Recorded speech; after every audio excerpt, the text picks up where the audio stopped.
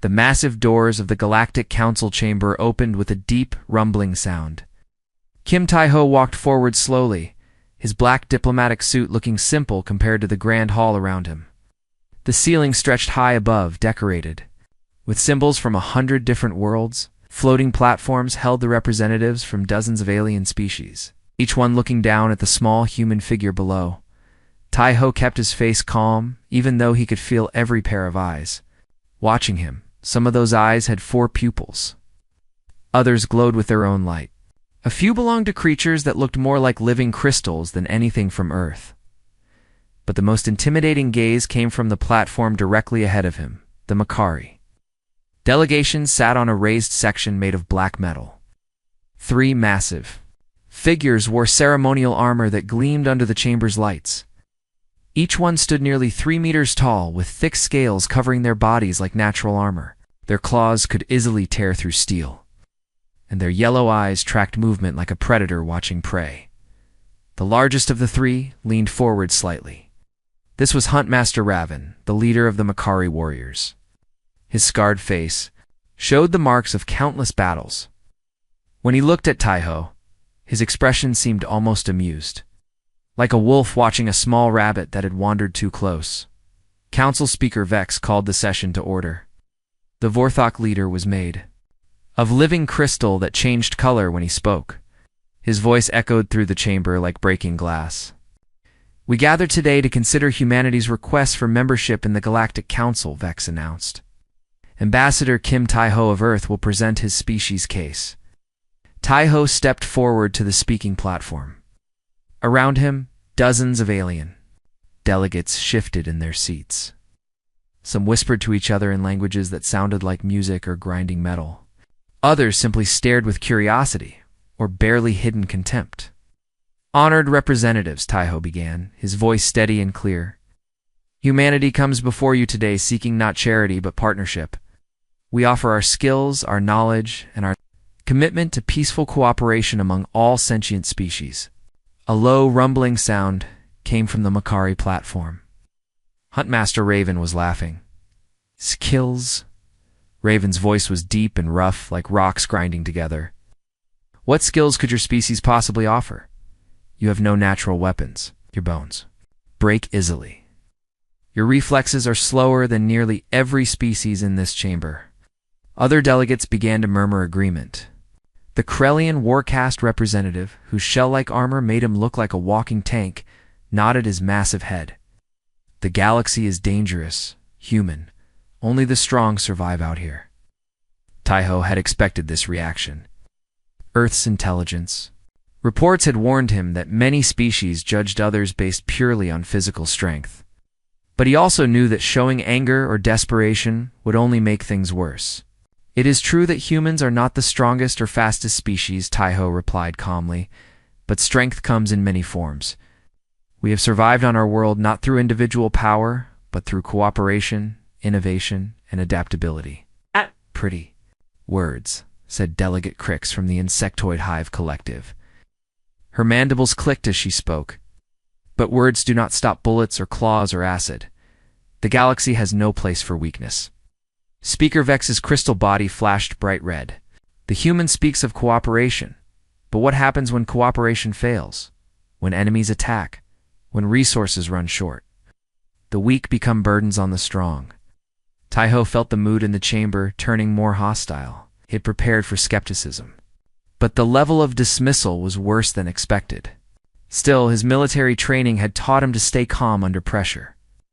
Years of special operations had shown him that sometimes the best strategy was to let others underestimate you. "I understand your concerns," he said. "Perhaps you would. Allow me to demonstrate what human adaptability means in practice."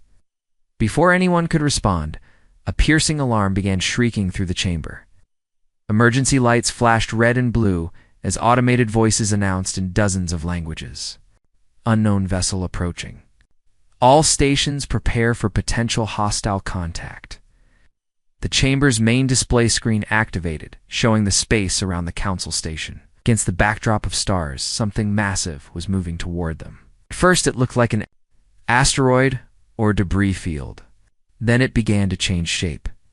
The thing was alive. It stretched nearly 2 kilometers from end to end, covered in what looked like diseased flesh.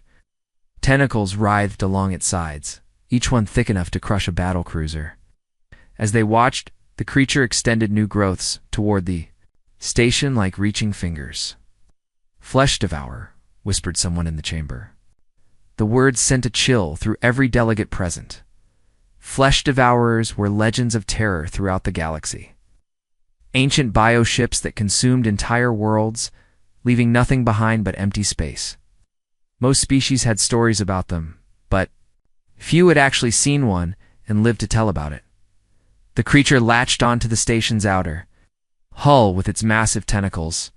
Acidic secretions began eating through the defensive barriers that protected the council chambers. On the display screen, they could see smaller creatures dropping from the bioship's body onto the station's surface. These spawned looked like nightmares. Come to life, with constantly shifting forms and too many teeth.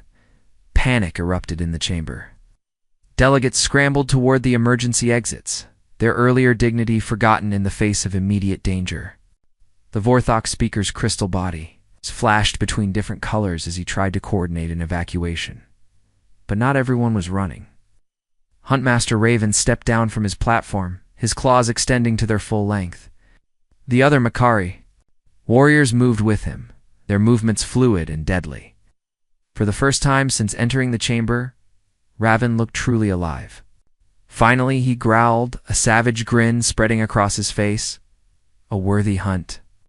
The station shuddered as something large impacted the outer hull. Through the chamber's reinforced windows, they could see spawn creatures crawling along the station's surface like giant spiders. Some were already cutting through the emergency barriers with natural tools that glowed with heat. Kim Tai-ho watched the chaos around him with professional calm. While others panicked or prepared for battle, he was doing something different, he was thinking. His mind raced through possibilities, analyzing the situation like the military strategist he had been before becoming a diplomat.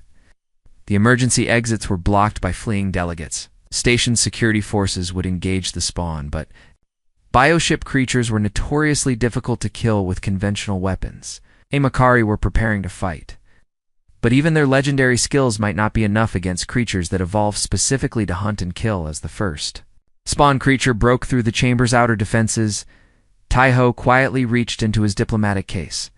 Hidden beneath formal documents and ceremonial gifts, his fingers found familiar shapes, tools of his former profession, carried in violation of diplomatic protocol, but kept for exactly this kind of situation around him, the galaxy's mightiest. Warriors prepared to face an ancient evil. None of them noticed the small human calmly assembling weapons they had never seen before. The real demonstration of human capability was about to begin. The first spawn creature tore through the chamber wall like paper. It stood 2 meters tall, with skin that seemed to flow like liquid metal. 6 arms ended in claws that dripped with acid, and its head had too many eyes that all moved independently. When it opened its mouth, rows of needle-sharp teeth gleamed in the emergency lighting. Huntmaster Raven was the first to react. He leaped from his platform with incredible speed, his massive frame moving like a striking snake. His claws met the creature's arms in a shower of sparks. For a moment, it looked like the legendary Makari warrior would end the threat quickly. Then, the spawn began to change. Its liquid skin hardened where Raven's claws struck, forming armor plates that deflected his next attack. New growths sprouted from its shoulders, creating additional limbs to block and counter. The creature was adapting in real time, learning from each exchange and becoming stronger. Impossible, Raven snarled, stepping back as the spawn pressed. Its attack. Nothing adapts that quickly. More spawn poured through the breach in the wall. Each one was different, as if the bioship had designed them for specific purposes. Some moved on for legs like hunting beasts. Others had wings that buzzed with unnatural speed. A few seemed to be nothing but teeth and digestive acids formed. Into roughly creature-shaped masses, the station's security forces arrived, their energy weapons blazing. Blue bolts of plasma struck the spawn creatures, burning holes through their bodies. For a moment, it seemed like the defenders had the upper hand. Then the spawn began healing, The wounds closed within seconds. The creature's flesh flowing back together like water, but more than just healing, they were improving. At the spawn that had been shot developed thicker hide where the plasma bolts had struck. Others grew reflective patches that bounced the energy beams back at the security teams. "Fall back," ordered Captain Yan of Station Security. "Reform at Checkpoint 7. But there was nowhere to run, or spawn were breaking through the stations. Hull in dozens of places. Corridors filled with the sound of tearing metal and inhuman screams. The galaxy's most advanced defensive systems were being overwhelmed by creatures that treated every attack as a learning experience. In the council chamber, the remaining delegates huddled together while the Makari warriors formed a protective circle. Raven fought with desperate fury, his centuries of training and experience pushed to their limits. Beside him, his warriors Thek and Morg moved with perfect coordination, their claws and fangs working in deadly harmony, but it was not enough. The spawn creatures were unlike any enemy the Makari had ever faced. They had no fear, no pain, and no permanent weaknesses. Every successful attack only made them stronger. Spawn that lost an arm would grow back too. One that was cut in half would become two separate threats that cried out as acid from a spawn's. Claws ate through his armor. The proud warrior fell to one knee, his left arm hanging useless at his side. Morg tried to cover his partner, but found himself facing 3 spawn at once, each one perfectly adapted to counter his fighting style. Kim Tai-ho watched the battle with growing understanding. The spawn were not just random monsters. They were designed by millions of years of evolution to be the perfect hunters. Every species in the galaxy had developed their own fighting methods, and the spawn adapted to all of them. But humans had developed something different. While the Makari relied on superior strength and speed, humans had learned to survive through unpredictability. Earth's history was full of smaller creatures defeating larger ones through tactics that made no sense to traditional thinking. Tai-ho finished assembling his equipment. From his diplomatic case, he had constructed what looked like a simple projectile weapon. But the ammunition was anything but simple. Each round contained multiple stages, designed to behave differently depending on what it encountered. The nearest spawn noticed the human and turned toward him. Its eyes examined Tai-ho's small frame and primitive-looking weapon, then dismissed him as no threat. That was its first mistake. Tai-ho's first shot struck the creature's center mass. Instead of trying to penetrate its hide or deliver maximum damage, the round was designed to do something unexpected. It released a cloud of metallic dust that coated the spawn's surface. The creature looked confused but unharmed. It began moving toward Tai-ho, its form already adapting to resist whatever the strange dust might do. Tai-ho's second shot was completely different. This round contained an electromagnetic pulse generator. When it struck the metallic dust on the spawn's body, it created a powerful electrical field that disrupted the creature's nervous system. The spawn convulsed and fell, its constantly changing form finally holding still. But Tai-ho was already moving, rolling behind a fallen piece of debris as 2 more spawn rushed toward his position. Unlike the Makari, who fought with honor and direct confrontation, Tai-ho used the environment as his ally. He fired a round at the ceiling above the charging spawn. The projectile released a fast-setting foam that expanded rapidly, bringing down a section of metal beams onto the creatures below. The spawn tried to adapt to being crushed, growing stronger limbs to lift the debris. But Tai-ho had anticipated this. His next round contained a chemical mixture that made the foam incredibly slippery. The stronger the spawn became, the less able they were to grip anything. Huntmaster Raven paused in his own battle to watch the human fight. What he saw challenged everything he understood about combat. Tai-ho was not trying to overpower his enemies. Instead, he was making them defeat themselves. A spawn with acid-resistant skin found itself slipping on ice when Tai-ho's cryo rounds froze the moisture in the air. Another that developed heat resistance to counter thermal weapons discovered that extreme cold was an entirely different challenge. How is he doing that? Morg gasped, dodging a spawn's claws by mere centimeters. He is not fighting them, Raven realized with growing amazement. He is teaching them to fight wrong.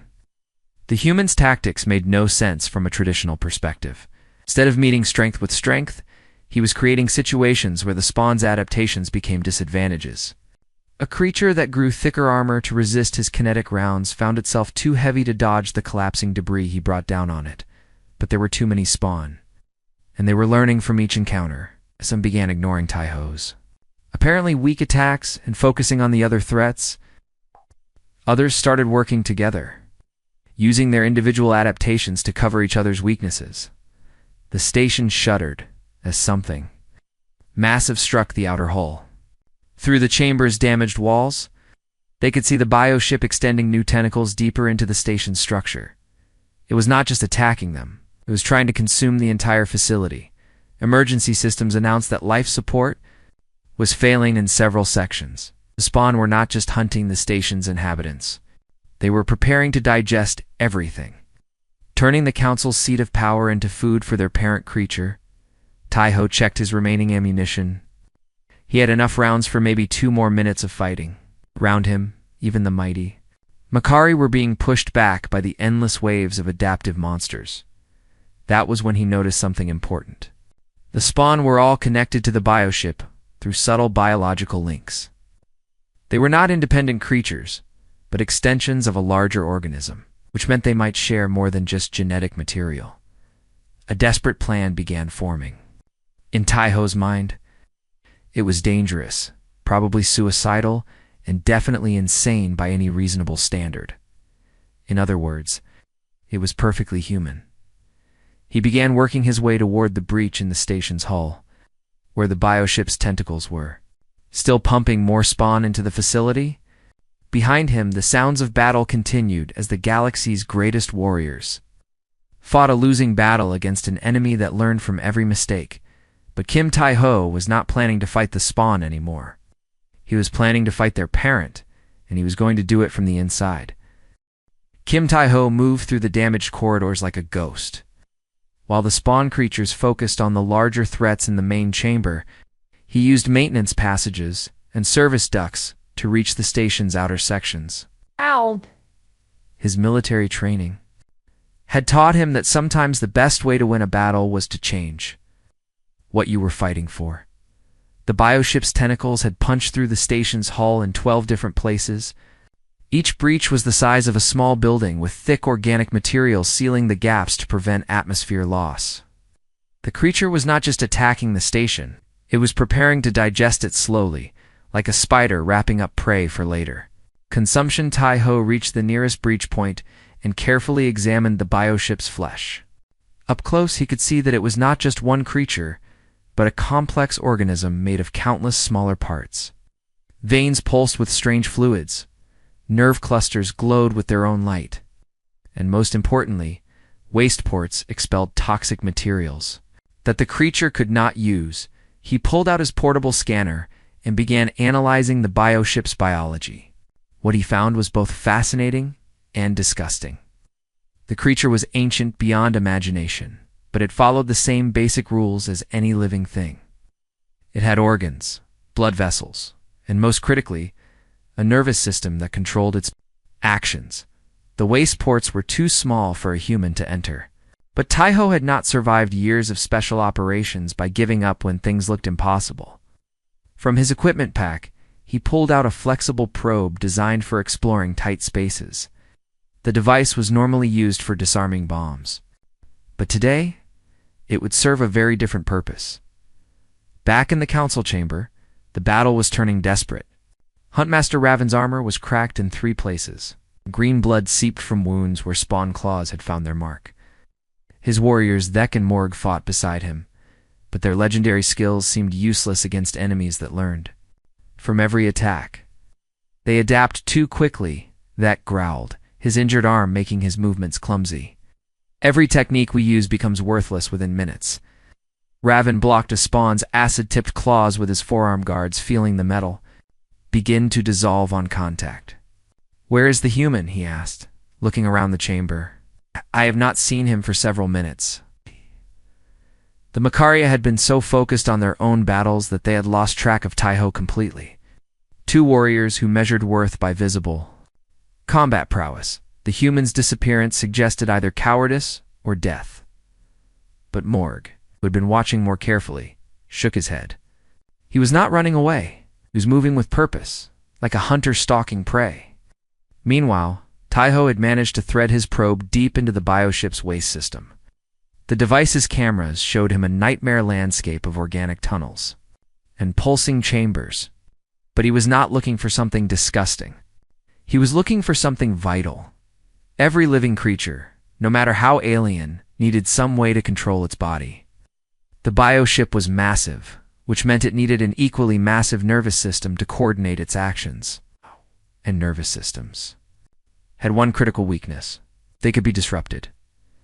Taiho's probe found what he was looking for, 15 meters inside the creature's body.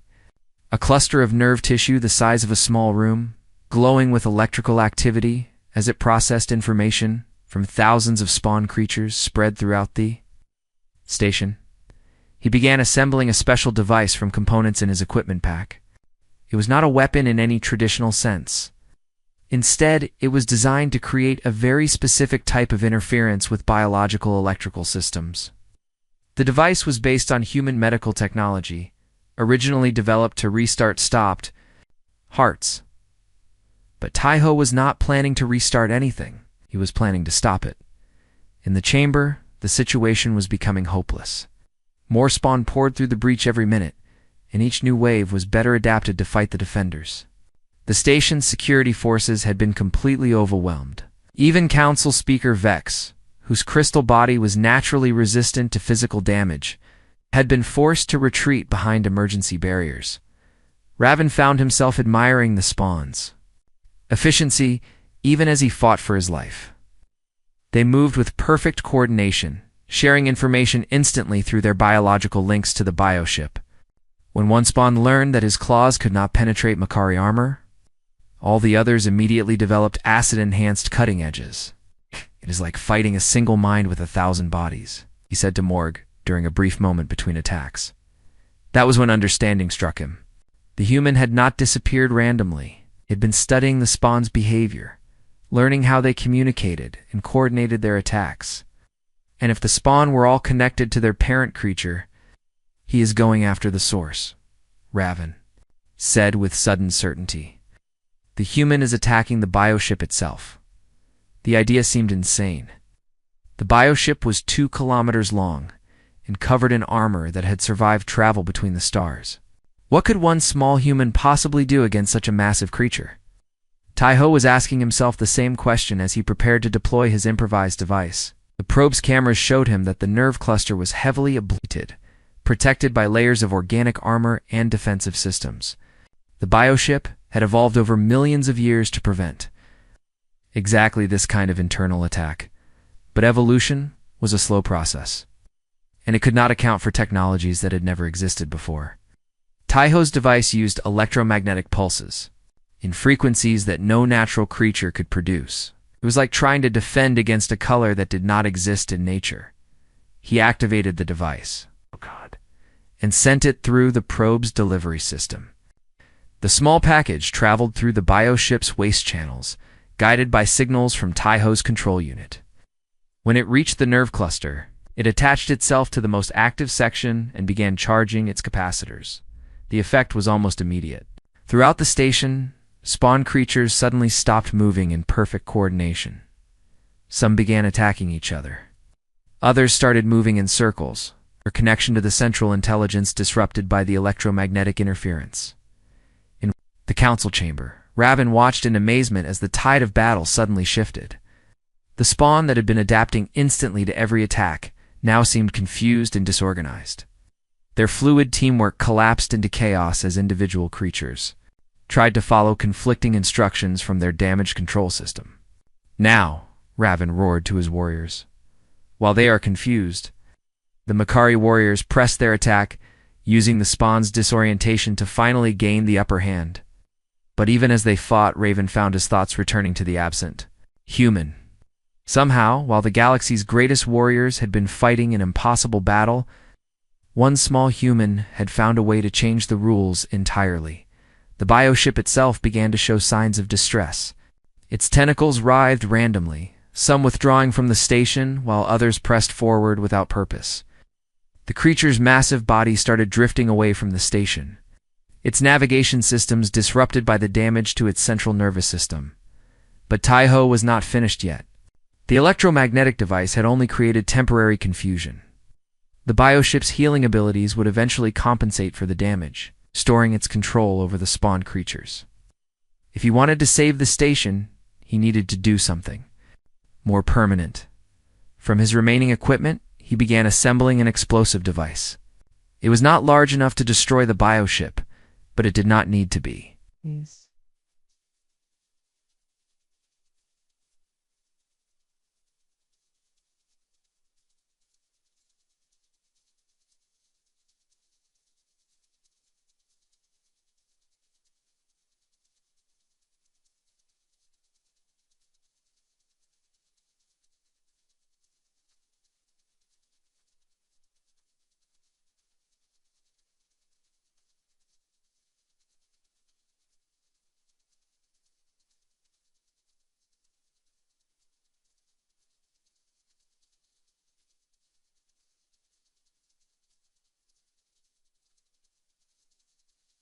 A pred I pred a right and prab and crank and bad prad and remember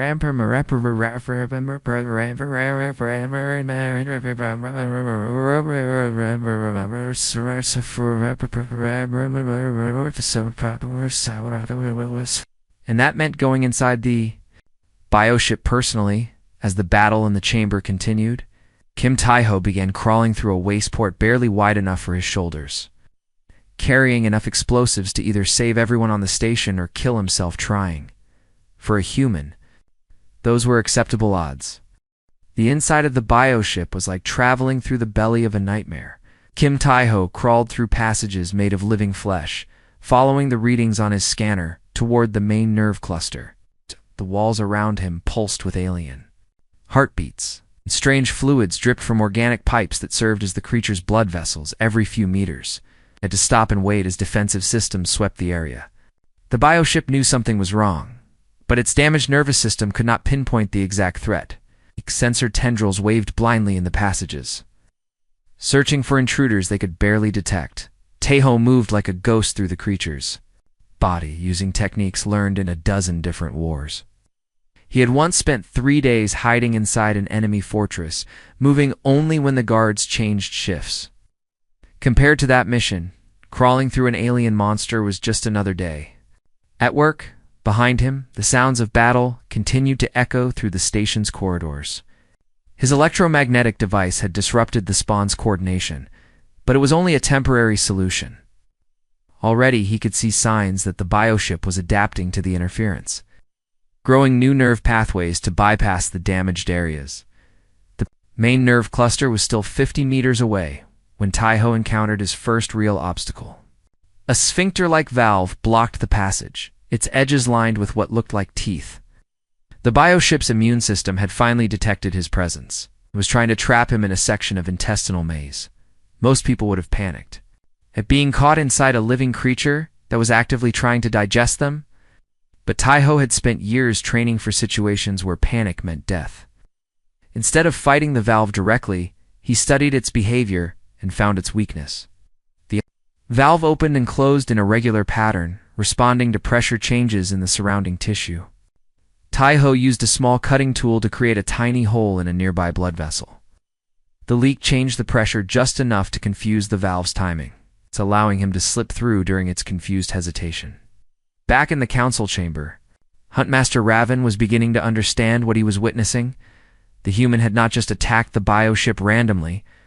Every action had been carefully planned to achieve maximum effect with minimum resources. It was a completely different approach to warfare than anything in Makari tradition. "Fights like water," Raven said to Morg during a brief pause in the fighting. Instead of breaking through obstacles, he flows around them and finds their weak points. Morg ducked as a spawn's claws whistled over his head. Is that not just another word for cowardice? Raven considered this as he drove his own claws through a spawn's chest. In Makari culture, honor came from facing enemies directly, using strength and skill to overcome superior numbers or power. Running away or using tricks was seen as shameful. But what the human was doing was not cowardice. It was something else entirely. "Watch how the spawn react to him," Raven said, pointing to a group of creatures that had just emerged from the breach. "They do not fear him because he seems weak. But that weakness is deliberate. He makes them underestimate him, then uses their assumptions against them." Deep inside the bioship, Taiho had reached the edge of the main nerve cluster. The chamber ahead of him was vast, filled with pulsing neural tissue that glowed with constant electrical activity. Thousands of nerve fibers connected the cluster to every part of the creature's body, carrying commands to spawn creatures throughout the station. But the chamber was also heavily defended. Floating organisms that looked like organic security. Drones patrolled the area, their sensors sweeping for any sign of intrusion. Worse, the chamber itself was filled with a corrosive atmosphere that would eat through his protective suit in minutes. Taiho studied the problem with the patience of a professional soldier.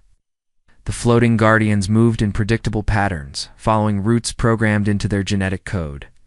The corrosive atmosphere was strongest near the nerve cluster itself, which meant the bioship was protecting its most vital organ. He began assembling his explosive device, but not in the way most people would expect. Instead of building one large bomb, he created several smaller charges connected by timer delays. The plan was not to destroy the nerve cluster completely, but to disrupt it in a very specific way. While Taiho worked, emergency alarms began sounding throughout the station. The bioship was recovering from his earlier attack faster than expected. New spawn were pouring through the breaches, and these ones were different. They moved with renewed coordination and showed signs of adaptation specifically designed to counter human tactics. "The creature is learning," Speaker Vex announced over the emergency communication system, "is developing countermeasures to the humans' interference." In the chamber, Raven watched as the newest spawn ignored Taiho's earlier tricks completely. They had thicker armor against kinetic weapons, better balance to avoid slipping on ice, and improved coordination to prevent friendly fire incidents. The bioship was evolving defenses against human unpredictability, but Raven was also watching something else. Throughout the battle, he had been studying the human's fighting style, trying to understand the principles behind it. What he saw challenged every assumption his species had made about strength and weakness. The human did not try to be stronger than his enemies. Instead, he made strength irrelevant. When faced with creatures that adapted to every attack, he changed what he was attacking. When confronted with superior numbers, he turned their coordination into a weakness. He does not fight to prove his strength, Raven realized. He fights to achieve his goal. Everything else is just details. It's inside the bioship, Taiho finished, preparing his charges, and began the most dangerous part of his mission. He had to get close enough to the nerve cluster to place the explosives accurately, which meant entering the chamber full of corrosive atmosphere and defensive organisms. He waited until one of the floating guardians passed by his hiding spot, then attached a small tracking device to its body. The organism continued its patrol route, unknowingly carrying Taiho's device toward the nerve cluster. When it reached the optimal position, he triggered a small electromagnetic pulse that disabled the guardian and created a gap in the defensive. Perimeter Taiho sprinted across the chamber floor, his protective suit already beginning to smoke from the corrosive atmosphere. He placed the first explosive charge at the base of the largest nerve bundle, then rolled behind a growth of protective tissue as another guardian swept the area with biological sensors. The second charge went on the opposite side of the chamber, positioned to create maximum disruption when both devices exploded simultaneously. But as Taiho placed the final charge, the bioship's immune system finally identified him as a major threat. The chamber began flooding with a toxin designed to kill any foreign organism instantly. Defense creatures that had been dormant in the nerve cluster's depths awakened and began moving toward his position. Even worse, the bioship started constricting the passages he had used to reach this area.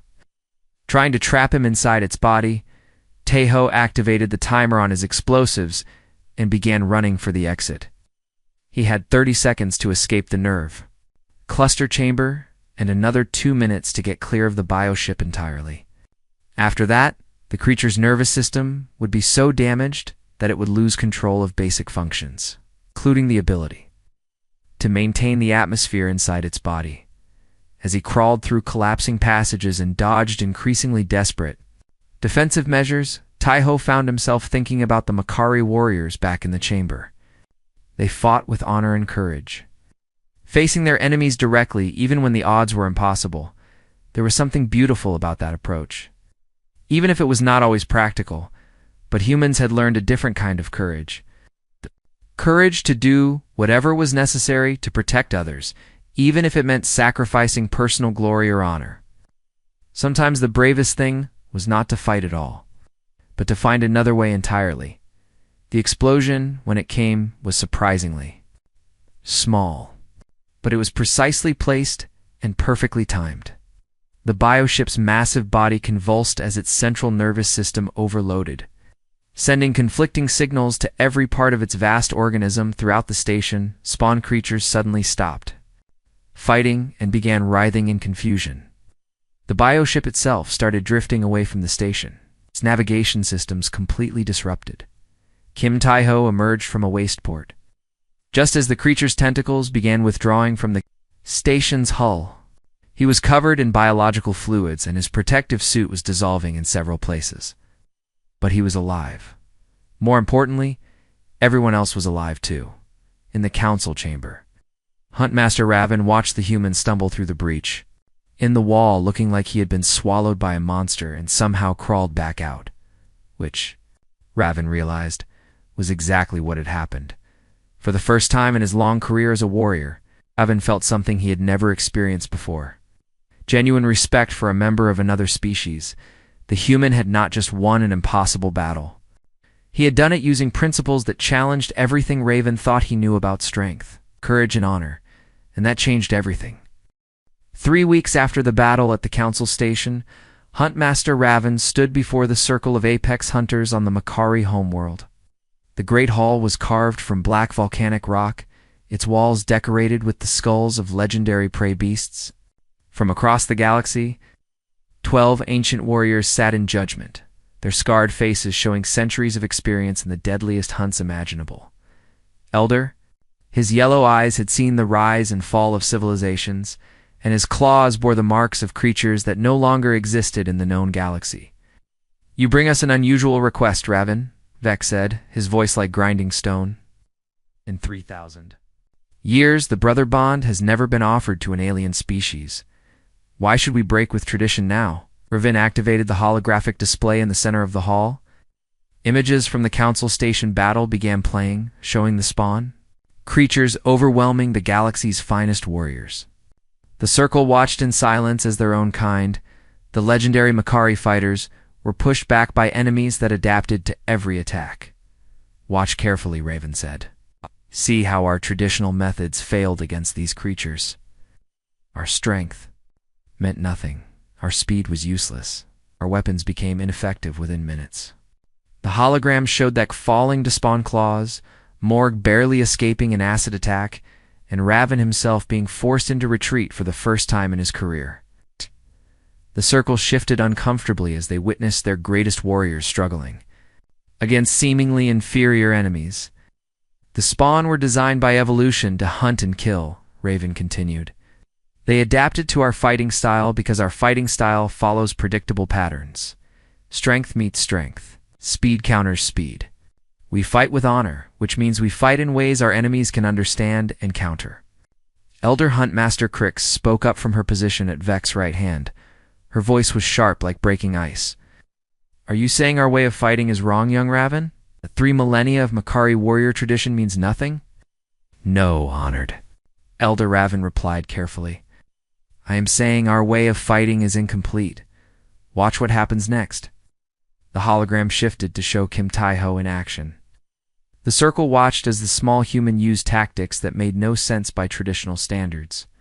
He turned the environment into a weapon, used his enemies' strengths against them, and most surprisingly, disappeared entirely when direct confrontation became impossible.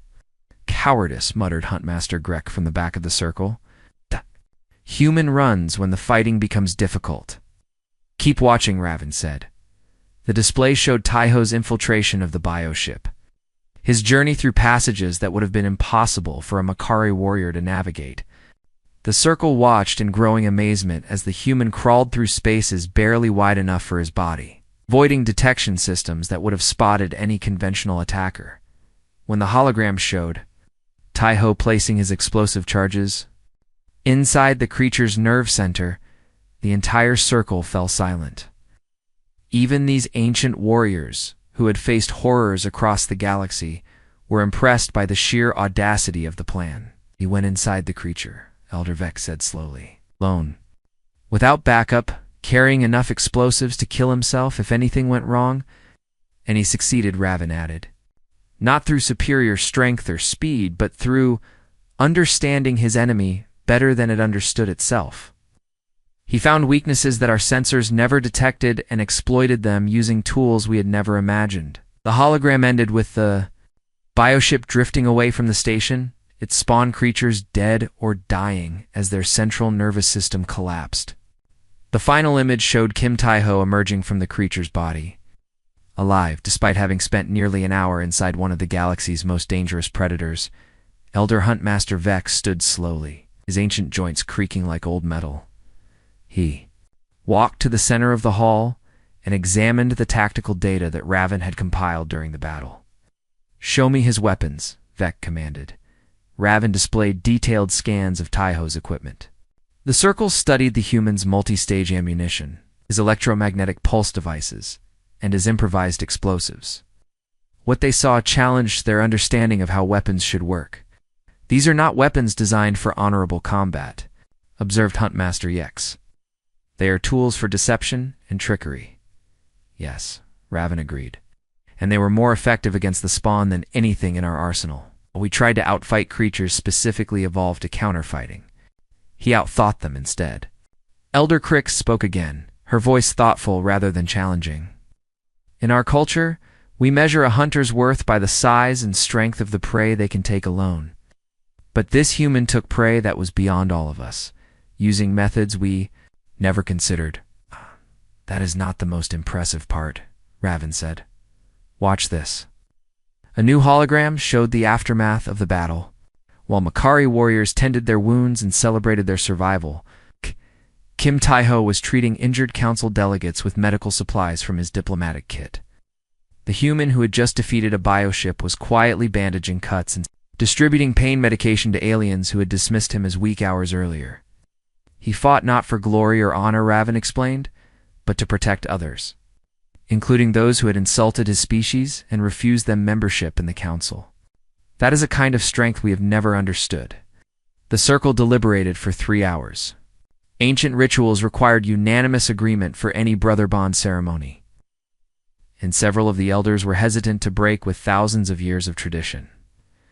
But as they reviewed the battle recordings again and again, a consensus began to emerge.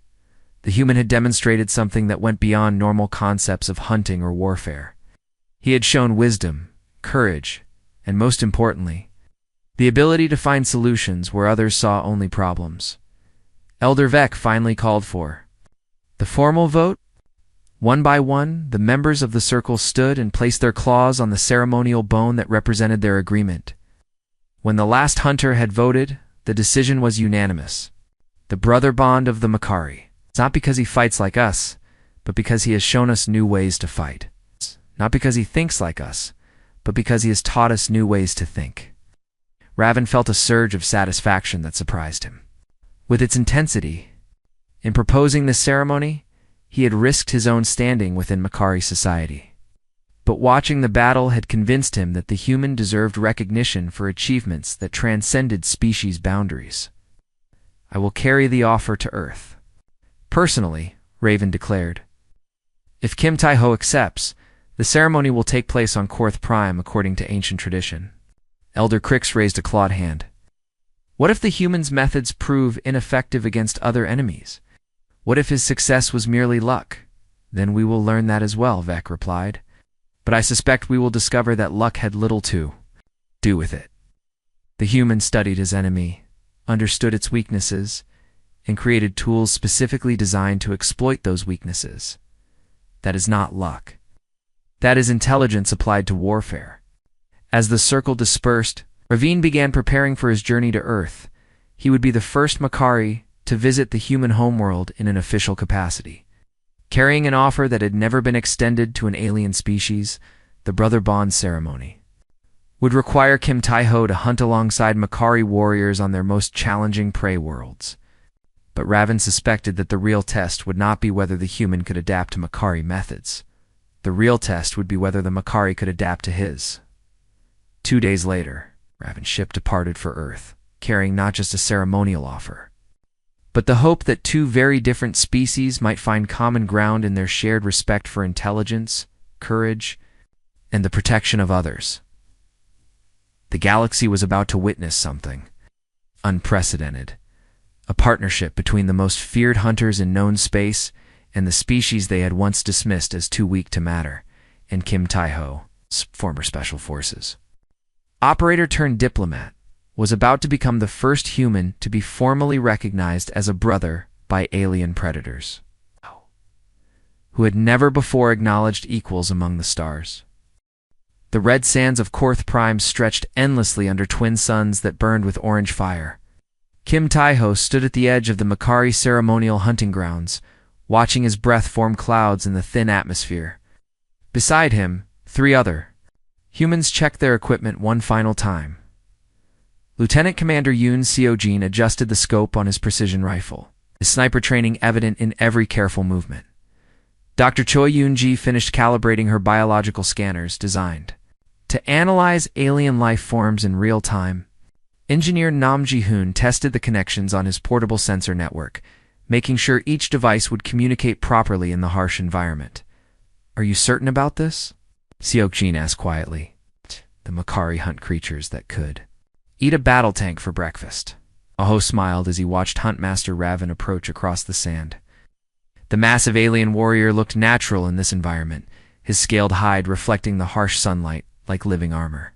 Behind him came 20 of the finest Makari hunters, each one a legend in their own right. "The point is not to prove we can fight like them," Tai-ho replied. "The point is to prove we can fight with them." Ravine stopped in front of the human team and inclined his head in a gesture of respect. In the weeks since leaving Earth, he had spent considerable time studying human culture and customs. What he had learned continued to surprise him. "The prey today is a void stalker," Raven announced, his voice carrying across the desert wind. "It feeds on energy and can phase between normal space and hyperspace at will. Traditional hunting methods require overwhelming speed to catch it during its brief materializations." Dr. Choi looked up from her scanner readings. "How long does it typically remain solid?" 3 to 5 seconds at most," replied Thek, still bearing scars from the Council Station battle. "Long enough for one good strike, if you are fast enough, and lucky enough to be in the right place. And if you miss," Engineer Nam asked. "Then you wait for it to materialize again, somewhere else entirely," Morg said with a growl. "Void stalker hunts can last for days. Many hunters die of exhaustion before they even see their prey." Tai-ho studied the tactical information Raven had provided. The Void Stalker was essentially an ambush predator that existed in multiple dimensions simultaneously. It would phase into normal space just long enough to attack, then disappear before any counterattack could reach it. "Traditional Makari hunting requires patience, strength, and perfect timing," Raven explained. "We spread out across the hunting ground and wait for the creature to appear. When it materializes, the nearest hunter has one chance to strike before it vanishes again." "What if we changed the rules?" Tai-ho asked. The Makari hunters looked confused. Raven tilted his massive head. "What do you mean? We're hunting the creature by waiting for it to come to you," Tai-ho said. "What if we made it come to where we want it instead?" Dr. Choi was already working with her scanner data. If it feeds on energy, then it should be attracted to high-energy sources. The question is whether we can create something tempting enough to override its caution. Engineer Nam began unpacking his sensor network. "I can set up a grid that will track dimensional fluctuations. If the creature is phasing in and out of normal space, it should leave traces we can detect." Seok-jin checked his rifle again. "Once we know where it will appear, I can put a tranquilizer dart in it before it realizes we are there." The Makari hunters exchanged glances. What the humans were proposing violated every principle of traditional hunting. Instead of proving their individual worth against a dangerous opponent, they were planning to work as a coordinated team using technology to gain unfair advantages. That is not how the hunt is done, Elder Kix said sternly. The ancient warrior had come to observe the ceremony personally. Individual skill and courage are what matter, not clever tricks.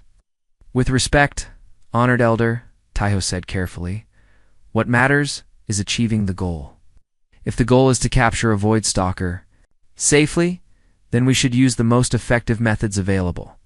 Raven found himself caught between tradition and curiosity. Everything the humans proposed made logical sense, but it challenged fundamental assumptions about what hunting meant to the Makari people. Show us, he decided finally. We will try your methods alongside our own. The next 3 hours changed. Makari hunting forever? Dr. Choi's analysis revealed that the Void Stalker fed on specific types of electromagnetic radiation. Engineer Nam's sensor grid not only detected the creature's dimensional phasing, but predicted where it would materialize next based on energy patterns in the area.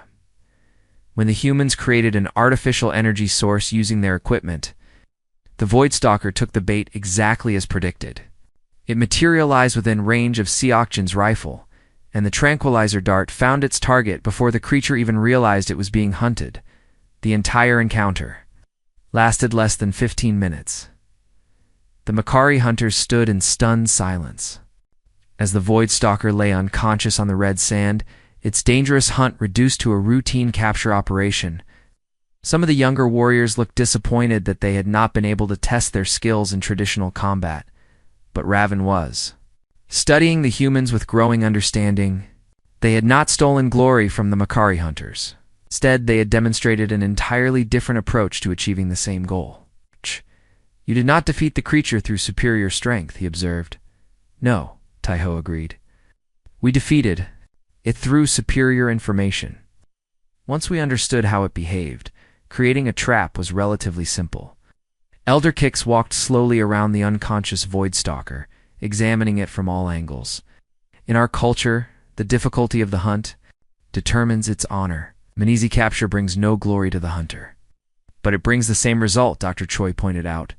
The dangerous predator is contained. No one was injured. And we learned valuable information about the species that could help protect others in the future. You'd think like healers instead of warriors, Morg said, but his tone was thoughtful. Rather than critical, you think like survivors, Taiho corrected gently. Humans learned long ago that the best victory is one where everyone goes home safely. The formal brother bond ceremony took place that evening under the light of Korth Primes. 3 moons. Ancient rituals that had not changed in thousands of years were performed with careful precision. But when the time came for Raven to speak the traditional words, he found himself improvising. Kim Taiho of Earth, he said, his voice carrying across. The assembled hunters, you have shown us that strength comes in many forms. We Makari possess the strength of fang and claw, but your species possesses the strength of mind and spirit. You do not fight to prove your power. You fight to protect those who cannot protect themselves. The ceremony concluded with Taiho receiving traditional Makari hunting marks, intricate tattoos that told the story of his victories, but instead of the usual designs celebrating individual prowess, the markings showed symbols of cooperation, wisdom, and sacrifice for others. In return, Taiho presented Raven with a gift that surprised everyone present. It was not a weapon or tool, but a simple photograph of Earth taken from space. On the back, he had written words in both human and Makari script. Home is worth protecting. 3 months later, when the Galactic Council reconvened, they faced a transformed political landscape. The Makari delegation arrived with Kim Taiho at their side, wearing the honored robes of a brother hunter. The sight sent shockwaves through the assembled representatives. Speaker Vex's crystal body flashed with confusion and concern. Huntmaster Raven, what is the meaning of this? Raven's response was simple and devastating. The species you called weak has taught us new forms of strength. They have shown us that true hunting excellence comes from wisdom as much as power. Any who would deny them membership in this council must first explain why the greatest hunters in the galaxy were wrong to call them brothers. Admission was unanimous. In the years that followed, the alliance between humans and Makari transformed both species. The Interspecies Tactical Academy that Taiho established became famous throughout the galaxy, teaching new forms of combat doctrine that combined human innovation with alien capabilities. But perhaps the most important change was in how both species saw themselves. Humans learned to embrace their unique strengths without apologizing for their perceived weaknesses. Makari discovered that true honor came not from individual glory, but from using their abilities to protect others. The Academy's motto, carved in stone above its entrance in dozens of languages, captured the essence of what both species had learned: strength is not in the hunter, but in the hunt itself. Kim Taiho, former Special Forces operator, turned diplomat, turned brother hunter, often stood before that inscription as new students arrived from across the galaxy. Each group brought their own assumptions about strength and weakness, just as the Makari had once dismissed humanity as too fragile to matter, and each group learned the same lesson that had transformed a species from strangers to brothers: that the greatest victory comes not from proving your strength, but from helping others discover theirs. The galaxy had become a safer place. Not because its people had grown stronger, but because they had learned to be strong together.